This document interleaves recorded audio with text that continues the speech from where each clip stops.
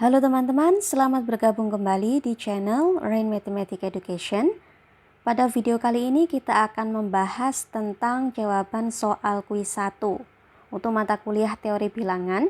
Kemarin ada 5 soal ya. Nah, namun dalam kesempatan kali ini hanya akan saya bahas soal nomor 1 sampai dengan nomor 3.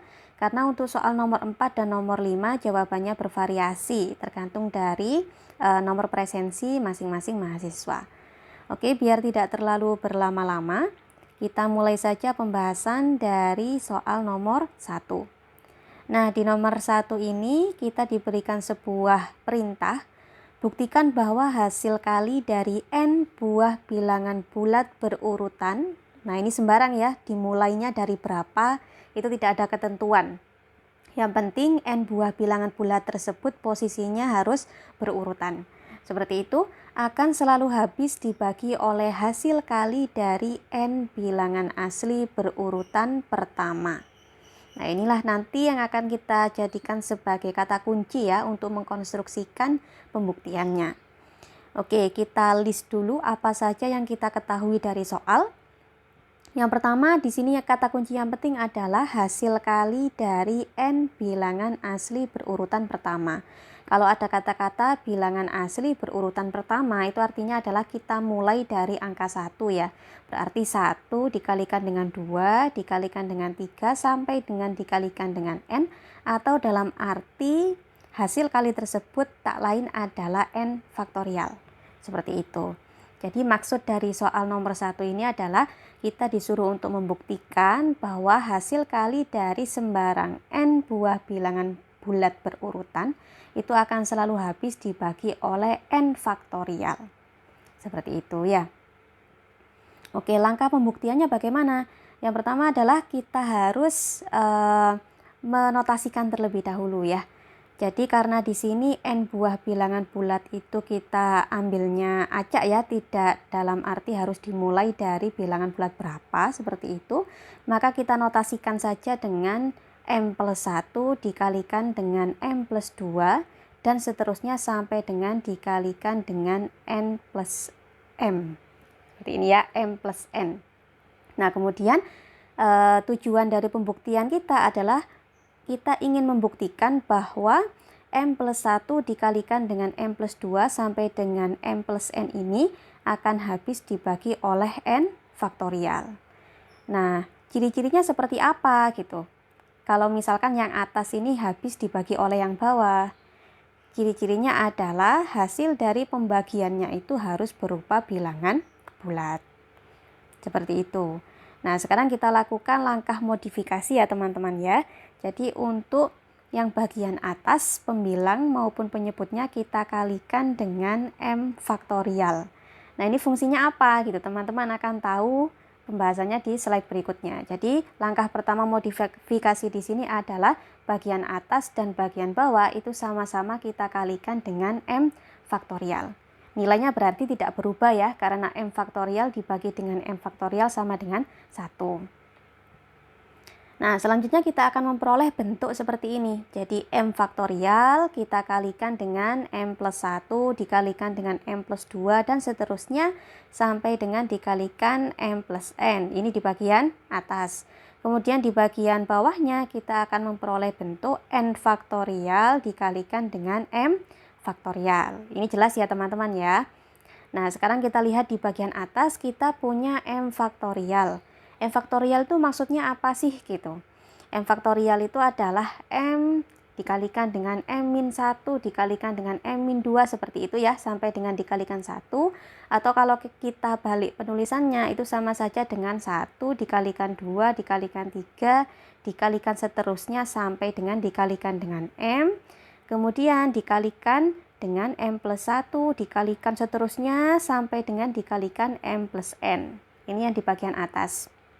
Yang di bagian bawah tetap ya, n faktorial kita kalikan dengan m faktorial. Nah, sekarang kalau kita lihat di baris yang kedua ini, ada 1 dikalikan 2 dikalikan 3 sampai dengan dikalikan dengan m plus n. Itu kan artinya adalah m plus n faktorial. Seperti itu ya, sehingga kita nanti akan memperoleh bentuk pada baris yang kedua. 3 seperti ini. Jadi m plus n faktorial kita bagi dengan n faktorial dikalikan dengan m faktorial. Nah, berikutnya coba kita modifikasi di bagian n. Ya, kita modifikasi. N itu kan dapat kita peroleh dengan menjumlahkan n dengan m, kemudian menguranginya dengan m. Seperti itu ya, atau kita tuliskan seperti ini. Jadi n itu sama dengan m plus n dikurangi dengan m, kemudian difaktorialkan. Sehingga nanti kita akan memperoleh bentuk yang ada di baris keempat. Sekarang kalau kita tinjau bentuk pada baris yang keempat ini, di bagian pembilangnya ada m plus n faktorial, kemudian di bagian penyebutnya ada m plus n dikurangi m faktorial dikalikan dengan m faktorial. Kalau teman-teman dulu pernah belajar tentang teori binomial ya, di pengantarnya kan ada tentang kombinasi. Nah, definisi yang ada di baris yang keempat ini itu bersesuaian dengan definisi dari kombinasi m plus n, M. Seperti itu. Nah, kita tahu bahwa hasil dari sebuah kombinasi itu pasti berupa bilangan bulat. Artinya apa gitu? Artinya adalah pembilang itu akan habis dibagi oleh si penyebutnya. Atau dapat kita simpulkan bahwa pernyataan yang ada di dalam soal nomor 1 itu bernilai benar. Jadi, hasil kali dari n buah bilangan bulat berurutan itu akan selalu habis dibagi oleh n faktorial. Pembuktian selesai. Oke, akan kita lanjutkan pada pembahasan soal nomor 2 ya. Periksa apakah pernyataan berikut bernilai benar. Pernyataannya adalah untuk setiap bilangan bulat W akan berlaku 360 habis membagi W kuadrat dikalikan dengan W kuadrat min 1 dikalikan dengan W kuadrat min 4. Tuliskan argumen Anda dengan lengkap dan jelas. Jadi di sini kita disuruh untuk memeriksa apakah bentuk hasil perkalian ini ya, itu akan habis dibagi oleh 360. Apa saja yang kita ketahui dari soal? Yang pertama adalah kita tahu bahwasanya W-nya itu adalah elemen yang ada di dalam bilangan bulat. Kemudian tujuan dari pembuktian kita itu ingin memeriksa apakah benar bahwa W kuadrat dikalikan seterusnya ini akan habis dibagi oleh 360. Nah, bagaimana cara untuk memeriksanya? Kita akan memanfaatkan faktor-faktor dari 360. Jadi kalau misalkan sebagai ilustrasi ya teman-teman, kita punya pernyataan 6 itu habis membagi 30, maka faktor-faktor dari 6 itu juga akan habis membagi 30. Sebagai contoh ya, faktor dari 6 itu ada 2, kemudian ada 3. Maka 2 akan habis membagi 30, begitu juga dengan 3 gitu. 3 juga akan habis membagi 30. Nah, untuk menyelesaikan soal ini, kita akan coba untuk mencari bentuk faktorisasi prima dari 360. Kemudian akan kita tinjau satu persatu, apakah faktor-faktor tersebut berhasil membagi W kuadrat dikalikan dengan W kuadrat min 1 dan seterusnya ini.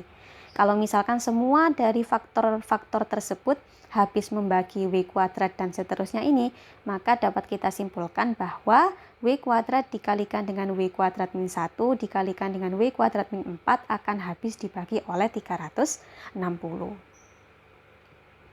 Nah, ini ya. Ini salah satu dari bentuk faktorisasi prima dari 360 itu adalah 9 dikalikan dengan 5 dikalikan dengan 8. Ada banyak bentuk faktorisasi ya teman-teman ya. Nanti untuk yang faktorisasi primanya berbentuknya seperti ini. Namun nanti teman-teman bisa bervariasi gitu ya. Silakan teman-teman kreasikan sendiri. Namun dalam pembahasan kali ini yang saya gunakan adalah yang ini. Kemudian untuk menunjukkan bahwa yang diminta atau W kuadrat dan seterusnya itu habis dibagi oleh 360, maka kita perlu menunjukkan 3 poin ini. Untuk poin yang pertama, kita akan menunjukkan bahwa W kuadrat dikalikan dengan W kuadrat min 1 dan seterusnya ini akan habis dibagi oleh 9. Di sini sengaja saya pecah menjadi 3 kali 3 gitu ya, biar teman-teman nanti bisa melihat bahwa pernyataan ini W kuadrat dan seterusnya ini kita peroleh karena komponen-komponennya itu sebagian habis dibagi oleh 3 sebanyak 2 kali gitu, sehingga nanti otomatis dia akan habis dibagi oleh 9. Biar nanti lebih jelas teman-teman bisa menyimak pembahasan selanjutnya. Kemudian poin yang kedua adalah kita akan menunjukkan bahwa W kuadrat dikalikan dengan W kuadrat min 1 dan seterusnya ini akan habis dibagi oleh 5. Dan di poin yang terakhir kita akan menunjukkan bahwa W kuadrat dikalikan dengan W kuadrat min 1 dan seterusnya ini akan habis dibagi oleh 8. Oke, selanjutnya seperti ini teman-teman.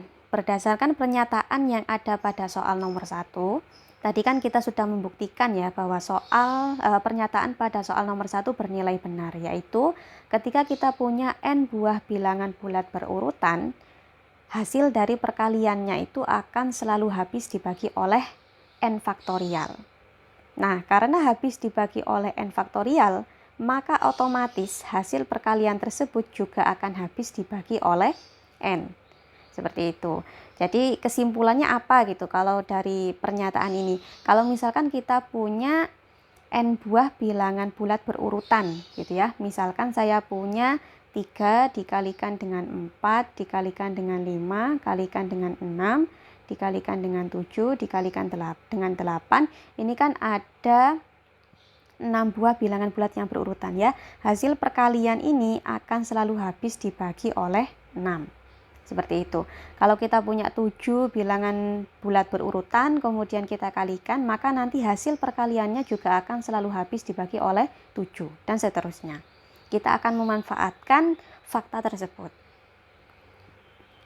Untuk membuktikan poin yang pertama, di sini kita akan menunjukkan bahwa W kuadrat dan seterusnya ini habis dibagi oleh 9, gitu ya. Pertama adalah kita pecah. Jadi kalau kita punya W kuadrat, itu kita pecah menjadi W dikalikan dengan W. Kemudian kita punya W kuadrat min 1, itu bisa kita tuliskan ulang gitu ya, dengan W min 1 dikalikan dengan W plus 1. Kemudian kalau kita punya W kuadrat min 4, itu tak lain, definisinya sama saja dengan W min 2 dikalikan dengan W plus 2. Nah, bisa teman-teman lihat di sini bahwa komponen-komponen ini saling berurutan gitu. Kita urutkan dari yang paling kecil ya. Kita punya di sini W min 2, kita kalikan dengan W min 1, kemudian kita kalikan dengan W, W-nya ada 2 kali ya. Kemudian kita kalikan dengan W plus 1, dan terakhir kita kalikan dengan W plus 2.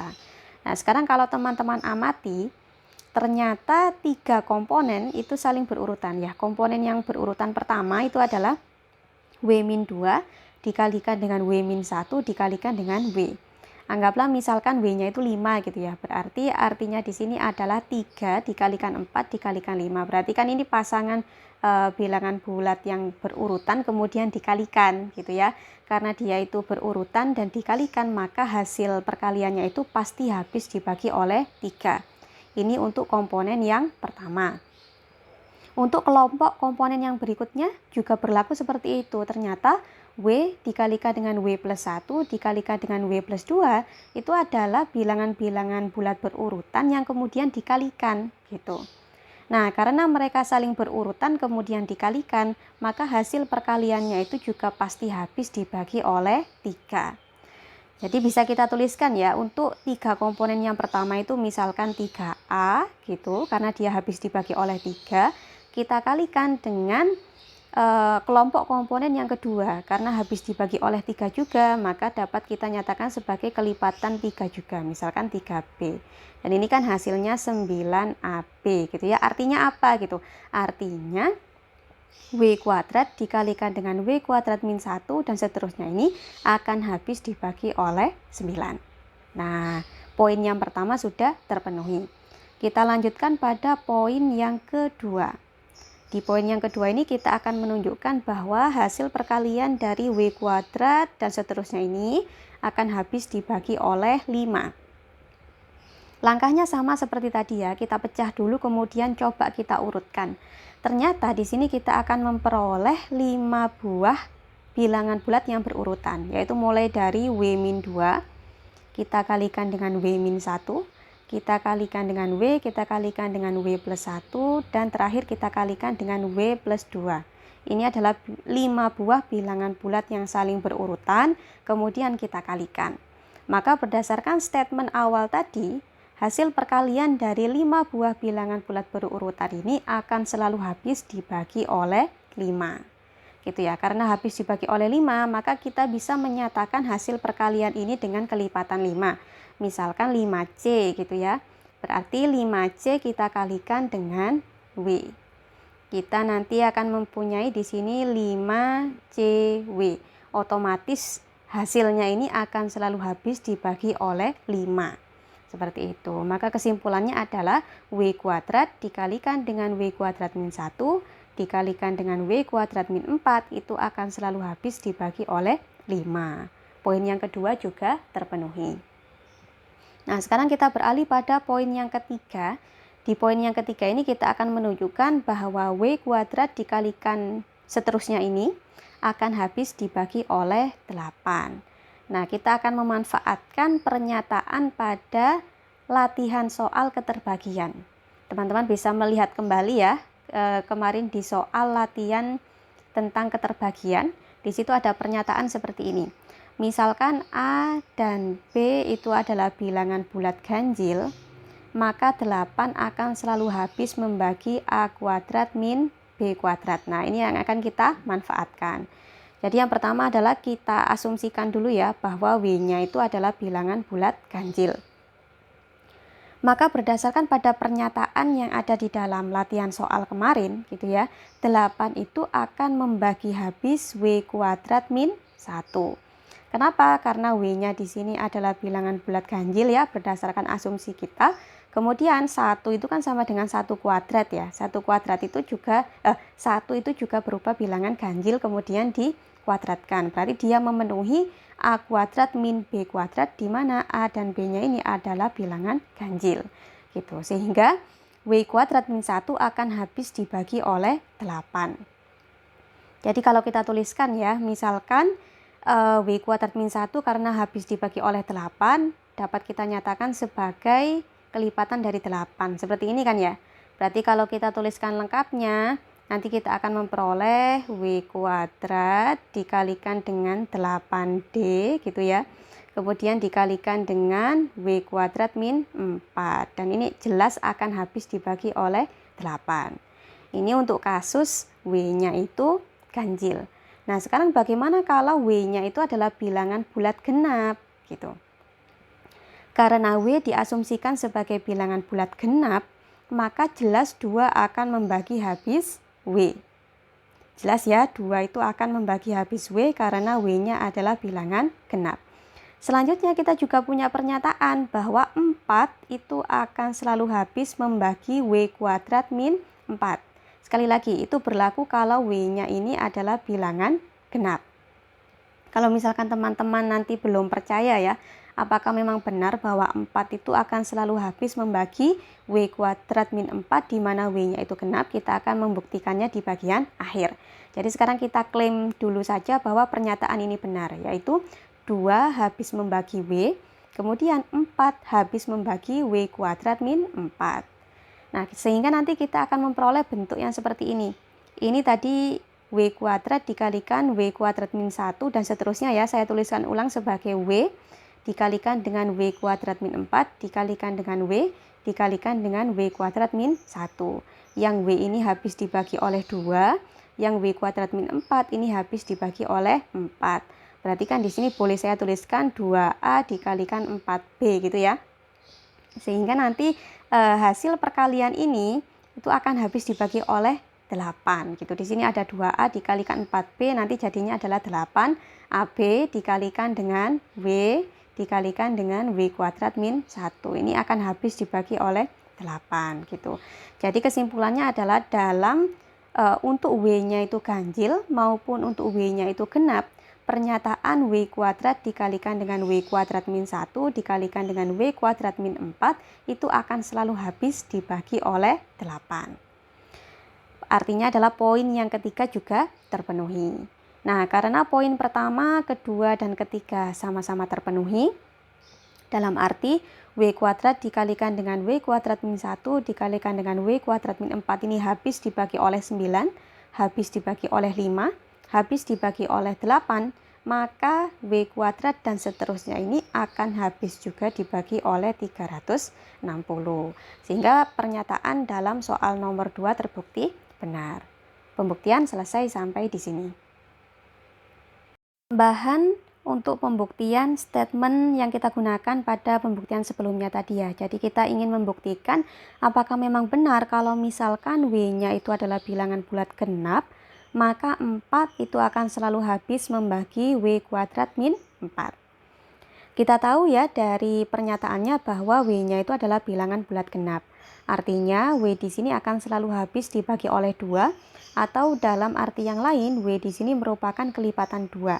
Sehingga di sini bisa saya tuliskan W itu sama dengan 2C, di mana C-nya adalah sembarang elemen yang ada di dalam bilangan bulat.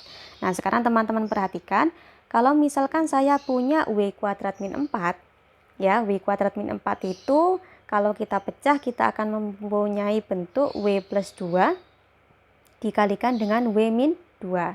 Selanjutnya karena W-nya di sini kita asumsikan genap, maka kita ganti masing-masing W yang ada di sini dengan 2C.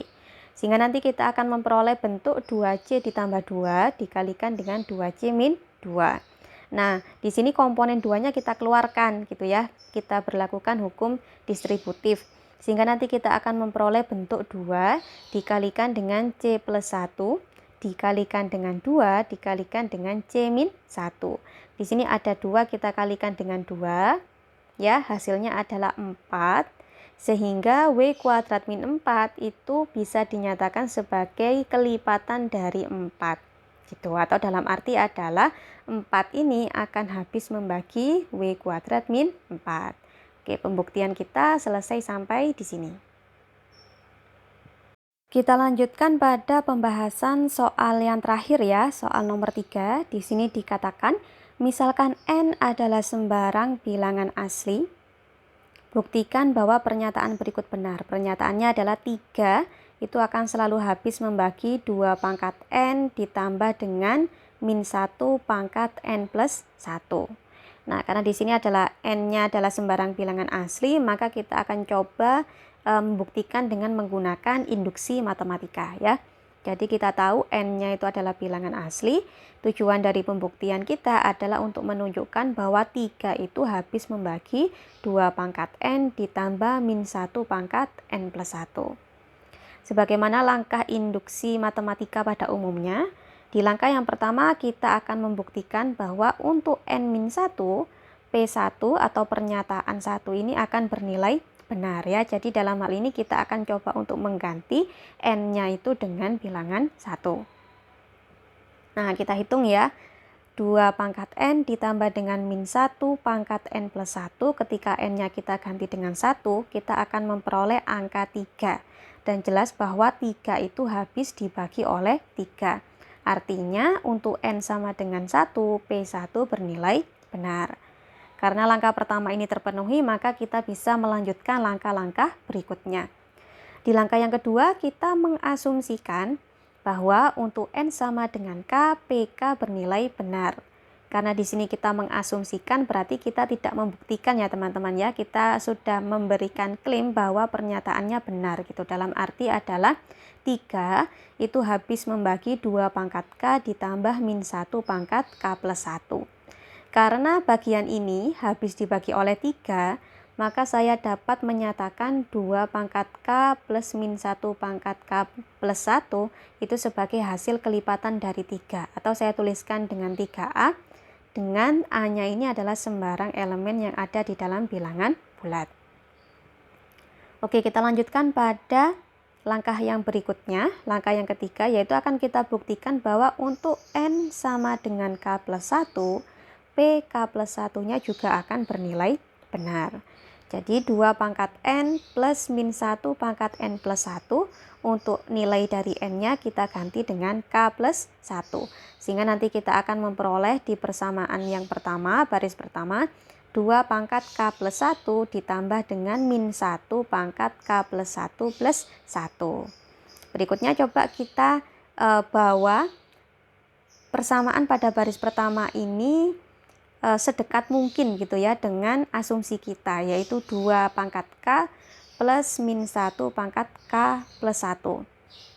Jadi di sini untuk menghilangkan angka satunya ya, perpangkatan satunya di sini saya ubah dia menjadi 2 pangkat 1. Kemudian untuk menghilangkan angka 1 yang ada di sini saya ubah menjadi min 1 pangkat 1 di sebelah sini ya. Nah, bagaimana cara kita untuk lebih dekat dengan bentuk 2 pangkat K plus min 1 pangkat K plus 1 gitu. Di sini kan ada angka 2. Kemudian di sini ada angka min 1. Bagaimana caranya agar min 1 di sini bisa menjadi 2 gitu. Caranya adalah kita tambahkan gitu ya. Kita tambahkan, ditambahkan dengan berapa? Ditambahkan dengan 3. Nah, oleh karena itu di sini saya tambahkan dengan 3. Jangan lupa gitu ya, 3 di sini harus dikalikan dengan min 1 pangkat K plus 1. Jelas ya teman-teman ya. Selanjutnya agar nilai dari persamaan yang kedua ini tidak berubah gitu. Setelah kita jumlahkan dengan komponen ini, maka wajib kita jumlahkan dengan komponen inverse-nya, yaitu min 3 gitu ya, kita kalikan dengan min 1 pangkat K plus 1. Nah, kalau sudah kita lakukan yang seperti ini, maka nilai dari baris ketiga akan sama dengan nilai yang ada di baris yang kedua. Nah, selanjutnya teman-teman perhatikan di sini, ini sekedar saya tulis kembali ya, pernyataan dalam slide sebelumnya. Di sini kita punya min 1 dikalikan bla bla bla, kita jumlahkan dengan 3 dikalikan dengan bla bla bla. Di sini ada min 1, kita jumlahkan dengan 3, maka kita memperoleh di sini hasilnya adalah 2. Gitu. Di sini ada 2, kemudian di sini ada 2, maka 2-nya bisa kita keluarkan gitu ya. Kita memakai aturan distributif. Sehingga nanti kita akan memperoleh bentuk persamaan yang ini, yaitu 2 kita kalikan dengan 2 pangkat K plus min 1 pangkat K plus 1 dijumlahkan dengan bla bla bla yang sebelah sini. Berdasarkan asumsi pada langkah yang kedua, kita tahu bahwa 2 pangkat K plus min 1 pangkat K plus 1 itu habis dibagi oleh 3. Atau tadi kita notasikan dengan 3A gitu ya, sehingga nanti kita akan memperoleh persamaan yang sebelah sini. Di sini ada 3, 3-nya kita keluarkan gitu ya. Dalam arti di sini adalah yang kita kalikan adalah angka 2-nya. Seperti itu. Sehingga di sini kita akan memperoleh pernyataan 3 dikalikan dengan 2A, kita jumlahkan dengan min 3 dikalikan dengan min 1 pangkat K plus 1. Untuk masing-masing 3 yang ada di sini juga bisa kita keluarkan dari tanda kurung. Sehingga nanti kita akan memperoleh bentuk persamaan yang baru, yaitu 3 kita kalikan dengan 2A plus min 1 dikalikan dengan min 1 pangkat K plus 1. Karena di sini ada angka 3 dikalikan dengan sesuatu gitu ya, maka jelas hasil dari perkaliannya ini akan habis dibagi oleh 3. Sehingga dapat saya nyatakan hasil perkaliannya sebagai kelipatan dari 3 atau 3B gitu ya. Dengan B-nya itu adalah sembarang bilangan bulat, tentunya yang bersesuaian dengan baris di atasnya, seperti itu. Nah, dari sini dapat kita simpulkan bahwa untuk N sama dengan K plus 1, pernyataan PK plus 1 juga bernilai benar. Nah, dari hasil langkah pertama sampai dengan langkah yang ketiga, maka dapat kita simpulkan bahwa 2 pangkat N plus min 1 dipangkatkan dengan N plus 1 akan selalu habis dibagi oleh 3 untuk sembarang bilangan asli N. Pembuktian selesai sampai di sini.